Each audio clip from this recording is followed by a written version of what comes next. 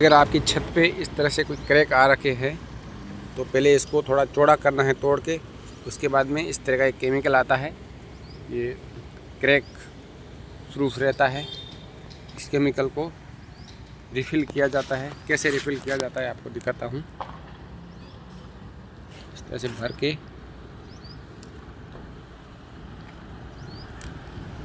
इस तरह से हम इसको क्रैक को रिफ़िल कर सकते हैं।